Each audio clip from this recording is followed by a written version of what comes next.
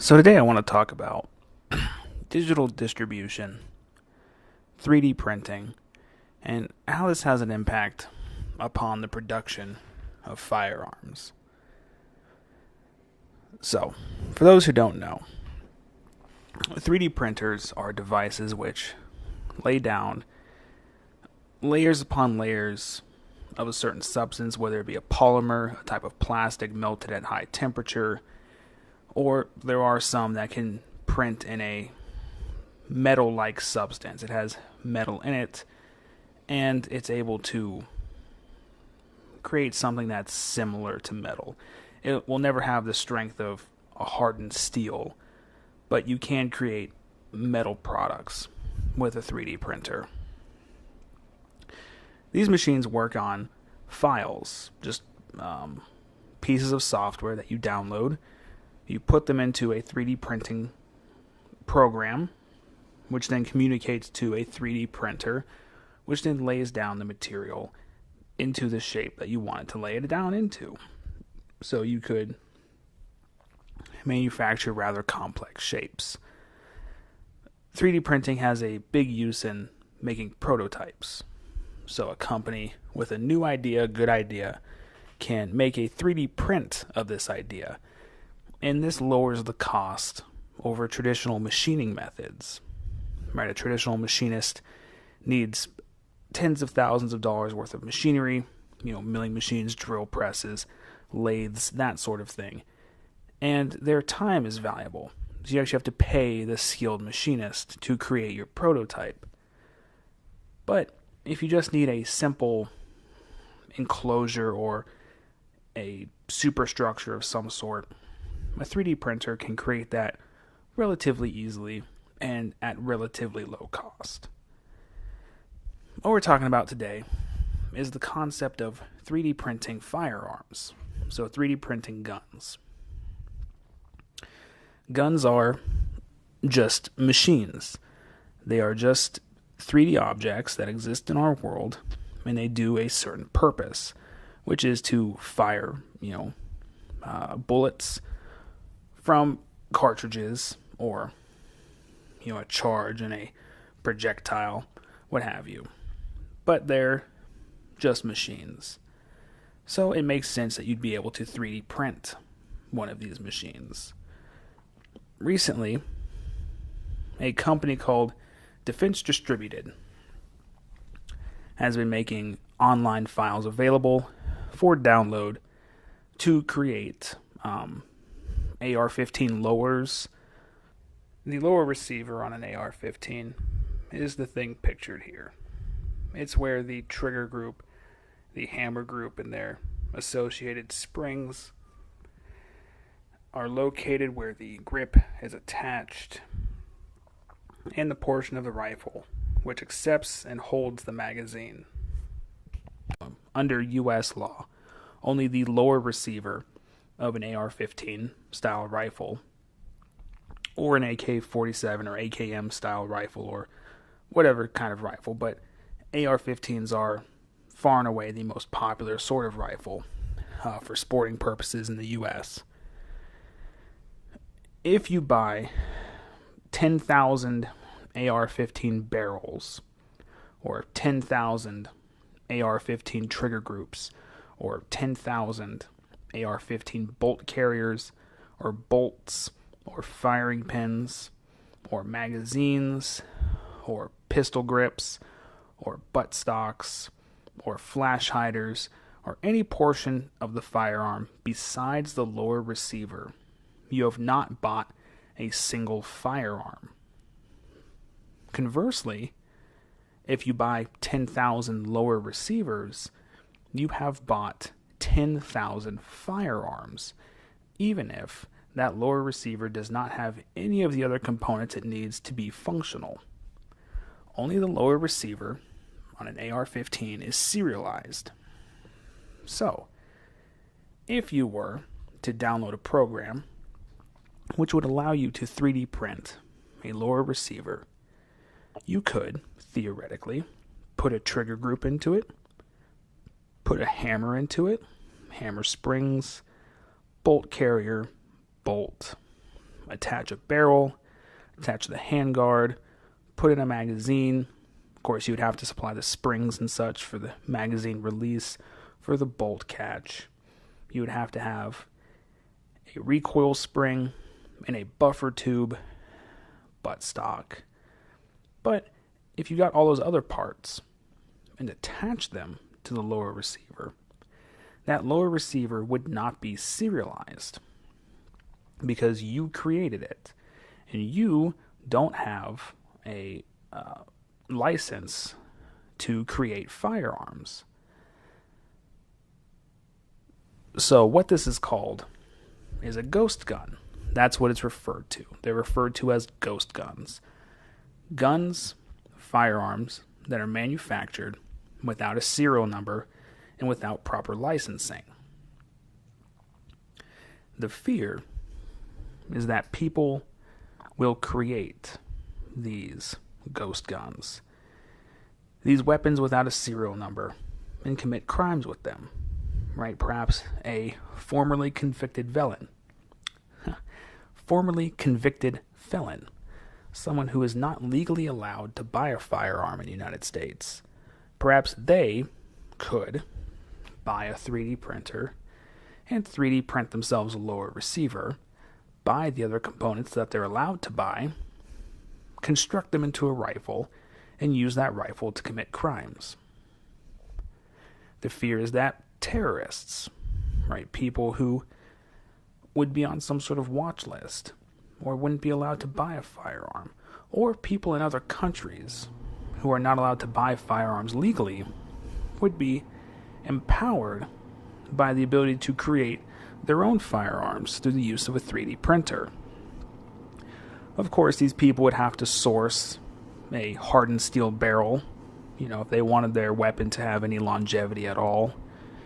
They would have to source some sort of bolt carrier for an AR-15, or they would use some more rudimentary type of weapon, right? A single shot sort of weapon, such as the one designed by the founder of Defense Distributed, Cody Wilson.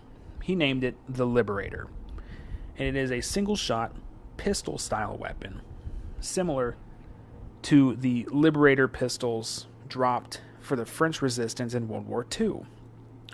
Those pistols were single-shot pistols, but those were made out of metal. Of course, during World War II, we didn't have 3D printers. But he named it this to call to mind that weapon. A very cheap, very easy-to-produce weapon to arm the people against possible government tyranny. Now, what's going on right now with regards to Defense Distributed, the law, 3D printers, and so forth, is that the Attorney General in Pennsylvania, Josh Shapiro, has attempted to ban the website of Defense Distributed in Pennsylvania. Attorney General Shapiro has stated that over 1,000 people have downloaded plans to print AR-15 style semi-automatic assault rifle. He's stating that people will be able to access these files, create their own weapons, and use those weapons to commit crimes. I disagree fundamentally with Mr. Shapiro with regards to attempting to ban a website which is distributing pieces of software.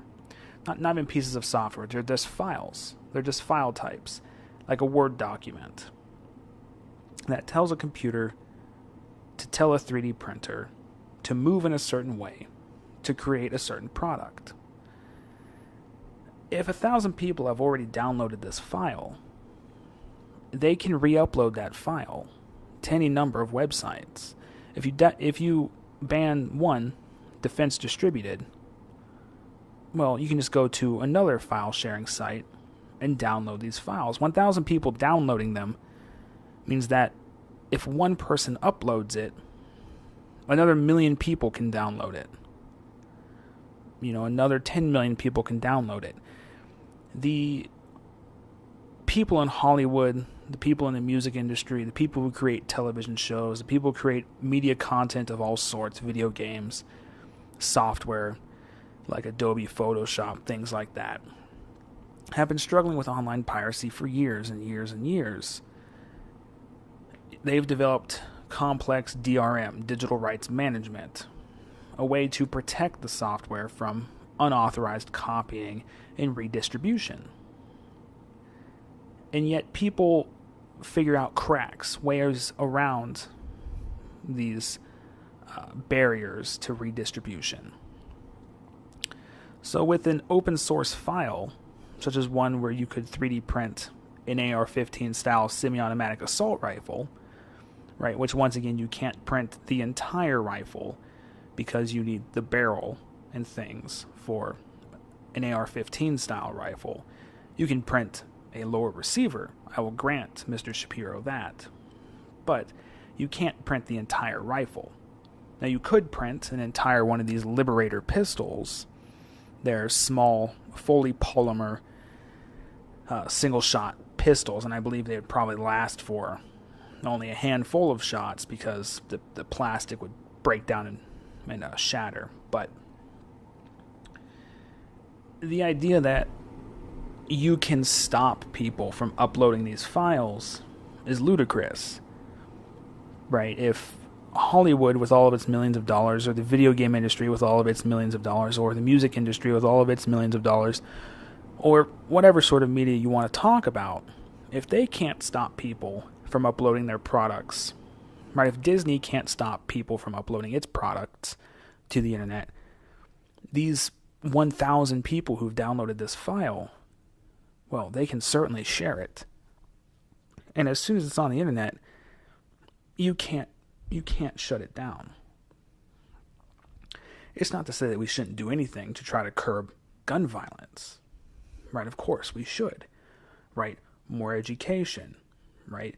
More job opportunities in the inner cities. Right?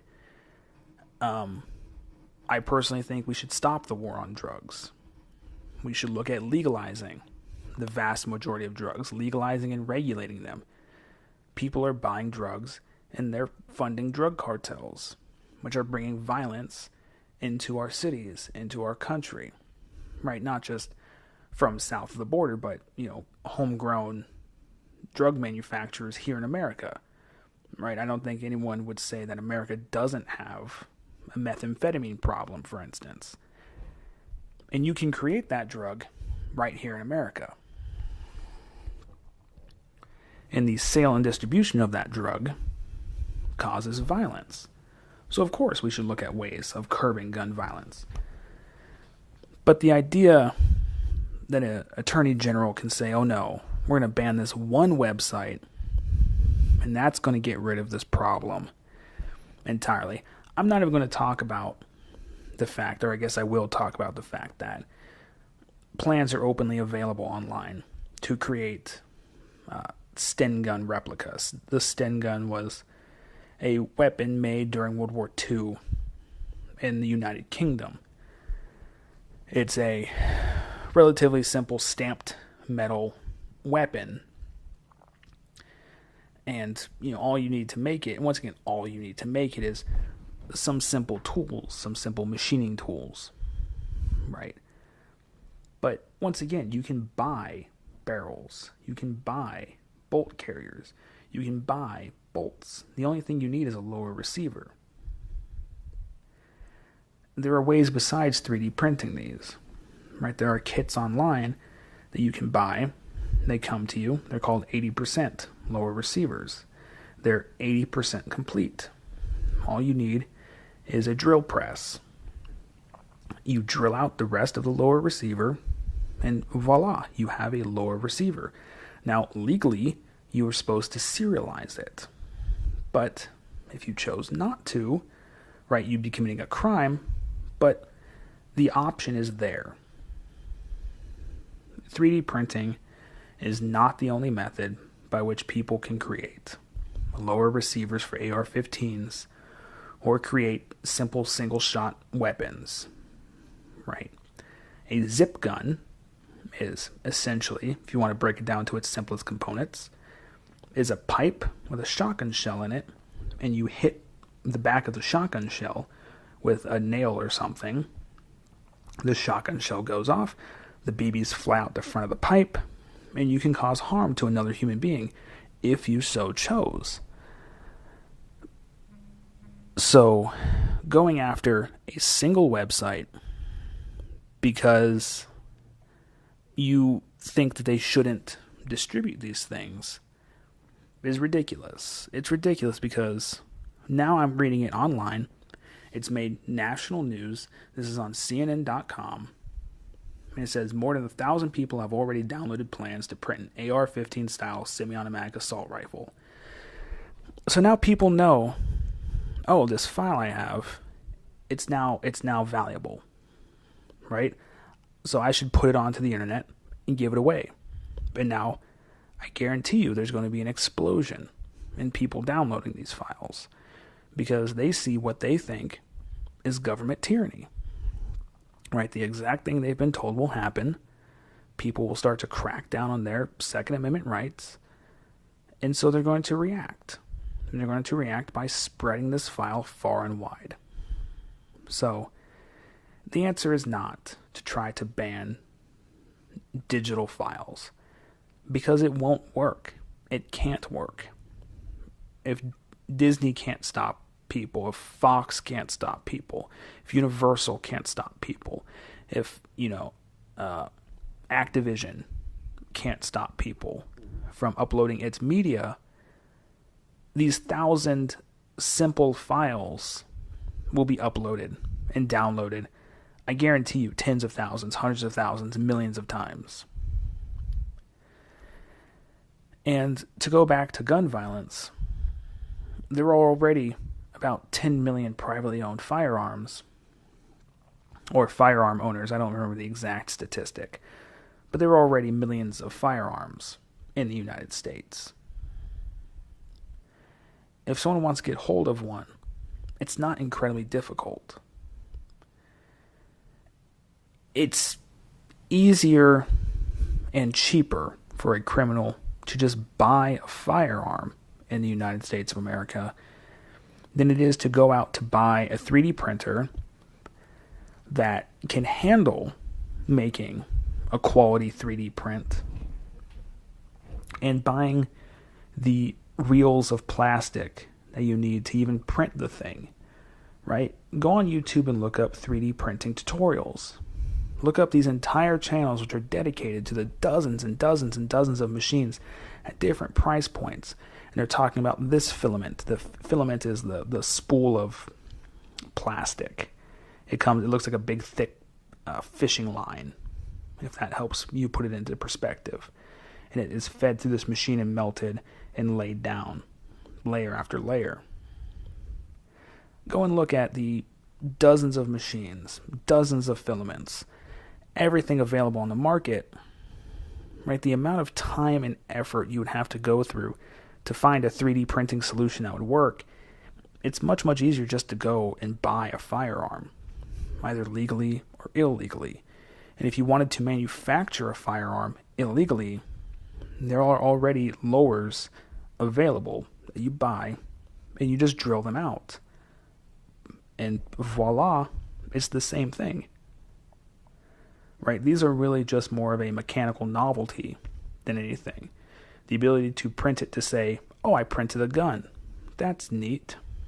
But it doesn't serve, in my opinion, any purpose. Either to criminals, to terrorists, to people who want to uphold the Second Amendment. It doesn't really serve a purpose.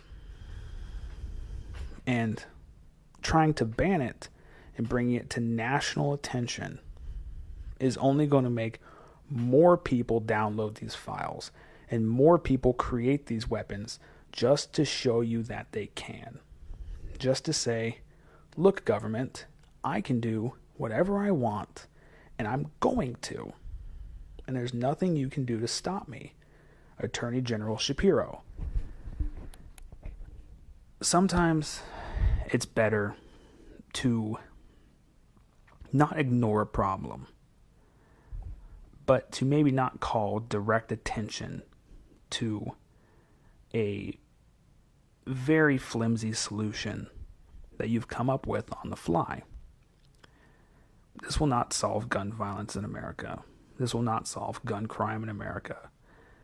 I don't think that a single mass shooting, a single crime has been committed with one of these 3D printed guns.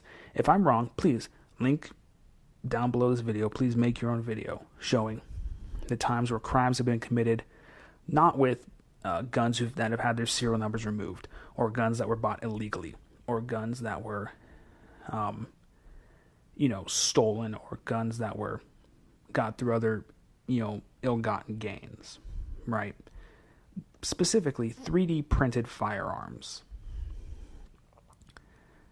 Because, the mass shootings in places like the Pulse nightclub, in places like Las Vegas, places like Columbine, those were committed by normal guns, just normal firearms.